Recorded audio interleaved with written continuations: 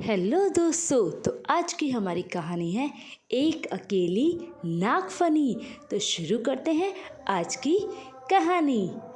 तो कांटेदार नागफनी का कोई दोस्त नहीं है, वह बहुत अकेली है और सारे पेड़ उन्हें देखते रहते हैं। अब क्या था, एक दिन उसने दूसरे पेड़ों से दोस्ती करने का फैसला किया। फिर वह कूद कूद कर दूसरे पेड़ों के पास जाने लगी। तो वो सबसे पहले मिलती है नारंगी के पेड़ के पास। वो नारंगी के पेड़ के पास पहुंची। मैं कभी तुम्हारा दोस्त नहीं बनूंगा, नारंगी के पेड़ ने गुस्से से कहा। अब क्या था, वो खुशी खुशी वहां से कूद कूद कर फिर से जाने लगी।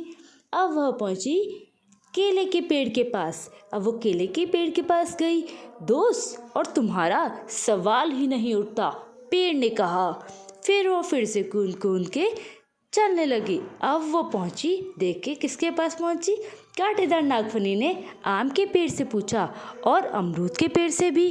सभी ने उसका दोस्त बनने से मना कर दिया। अब वो फिर से खुशी खुशी कूद कूद कर दूसरी तरफ जाने लगी। कांटेदार नागफनी फिर पपीते के पेड़ से मिलने गई। तुम्हारे साथ दोस्ती करना आसान नहीं है, पपीते के पेड़ ने कहा।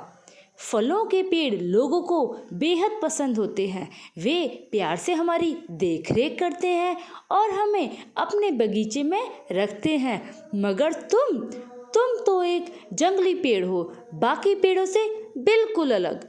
हमें ध्यान से पानी दिया जाता है, लेकिन तुम्हें तो धूप और धूल की आदत है, पपीते का पेड़ बोला।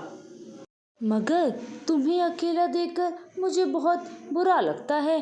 मैं तुमसे दोस्ती करूँगा, बस मुझे चोट मत पहुँचाना। कांटेदार नागफनी और पपीते का पेड़ साथ साथ खेलने लगे। फिर खेलते खेलते नागफनी का एक कांटा पेड़ को चुभ गया।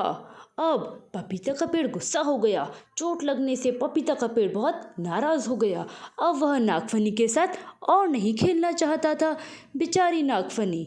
अब वह नागफनी बहुत दुखी थी, लेकिन वह हार नहीं मानी। उसने कोई और दोस्त ढूंढने की ठानी। फिर वह कूदते कूदते चल पड़ी। जल्द ही उसे एक कांटेदार झाड़ मिली। अरे, तुम और मैं तो एक जैसे हैं, झाड़ ने कहा। अब क्या था, हम दोनों कांटेदार हैं। चलो आज से हम साथ खेलेंगे और साथ रहेंगे। दोनों खुशी खुशी चल पड़े। वे दोनों एक नई जगह की तलाश में निकल पड़े। जल्द ही वे एक खुले सूखे मैदान में पहुंचे। यह जगह हम जैसे कांटेदार दोस्त के लिए एकदम सही है, वे खुशी से चिल्लाए, क्योंकि उन्हें उनकी मनपसंद जगह मिल गई थी। अब से हम यहीं रहेंगे। फिर वो दोनों खुशी खुशी वहीं पर साथ में खेलते कूदते साथ रहने लगे।